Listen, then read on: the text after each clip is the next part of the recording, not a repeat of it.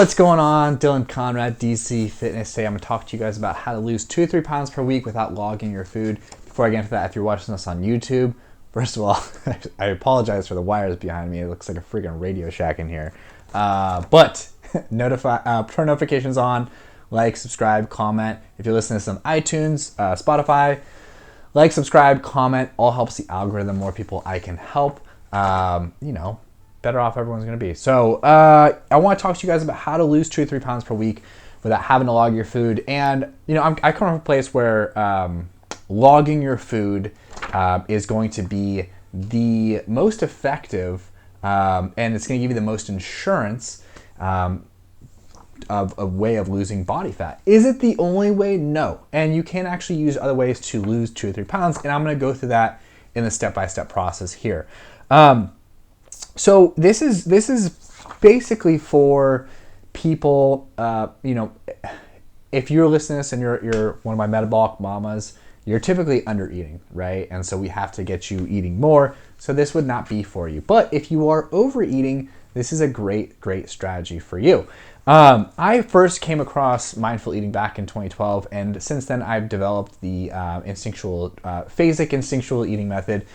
And we teach our clients basically how to maintain their body composition or lose more body fat without having to log their food. Logging your food is great, right? But it can also bring up a lot of stuff. It could bring up, like, if you have more of an all in, all out personality or a perfectionist mentality, it can actually be quite hindering, because if you mess up on your macros, everything kind of spirals out of control. You find yourself like binge eating or stress eating or just going like way off the rails with your nutrition, so it can actually be counterproductive. So a lot of times we integrate, this art form of the instinctual eating method with our calorie deficits and with our macros and all that stuff as well, and with our actual metabolic priming phase as well. So I'm going to take you guys through this. If you have experience meditating or with like body scans, this is going to be great for you because you're going to have a foundation. If you don't, it's not going to matter too much, but it would be a good idea to do some guided meditations, find some videos on YouTube, or you can use the free app Headspace. You don't need to use the paid version, or you can just kind of search body scans on YouTube. So the first way, the first step on this whole thing is really figuring out if you're hungry or not. There's physiological hunger and there's psychological hunger. Psychological hunger, you're going to tend towards to eat more sweets, more stuff that like tastes good, that gives you like more like a physiological response, or sorry, a psychological response, just feeling like really like high almost, you're just feeling like in this euphoria, you're feeling really good, or you're feeling like lethargic. Physiological hunger is more of, you're feeling your stomach growl. You can actually feel your stomach like completely empty. You can see your stomach is actually like really sucking in because you have no food in it. You can feel lightheaded, you can feel super tired, all that stuff. So first step is really just deciding, if you're hungry or not, right?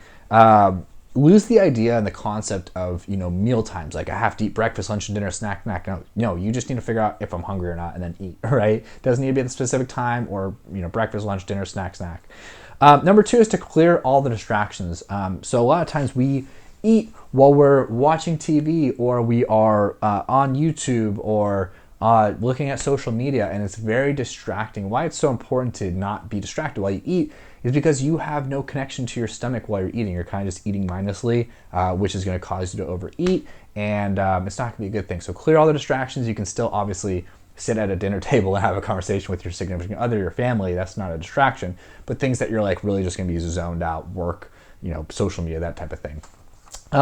Third is to make a plate of food that you're actually craving. A lot of times we just kind of eat because it's what we think we should actually be eating, but it's not really satisfying us, right? So we end up overeating, or just kind of just kind of on this path of just kind of eating on autopilot. We want to get out of autopilot. We really want to get more in touch with our stomach fullness and hunger cues. And the only way to do that is really just to connect with like actually what our body's craving at that time. If you're craving sweets, go for sweets. If you're craving more healthy stuff, go for healthy stuff. If you're craving a mix of both, go for a mix of both. You want to make, think about like, do I want hot or cold? Do I want this taste? Do I want this texture? Do I want crunchy? Do I want soft? Think about what you actually really want, and then make actually a plate that looks great. A lot of people will make, these meals and just be eating out of a carton or eating out of like a bowl. It's not going to be too like aesthetically pleasing on your eye, and you're going to finish that meal as fast as possible because you're just kind of eating to eat at that point.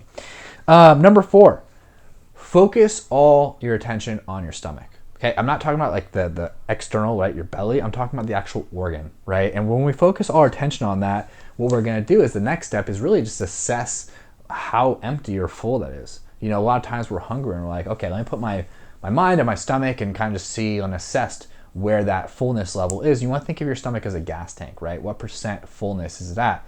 Do I have half a tank? Do I have a quarter of a tank? Am I completely on empty? Which you should never be on empty because the human body can actually survive 30 days without food. So take that into account as well.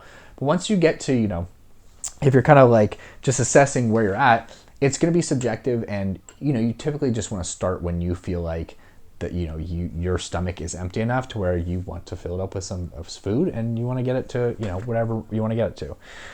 So that's number 5. Number 6 is eating slow AF. Okay, it takes 15 minutes for your stomach to send the brain the signal that you're full. So taking about 20 minutes per meal would be sufficient. I'm not saying that's like you need to sit in front of that meal the whole 20 minutes. I'm saying, hey, break it up if you want. You know, eat first 5 minutes, wait 15, 20 minutes later, eat the rest of it if you are still hungry, right? So if you're still hungry after that, feel free to eat it, right? If you're not hungry, feel free to like put that, you know, put it away and eat it later as like a leftover the next day. You can freeze it even, right?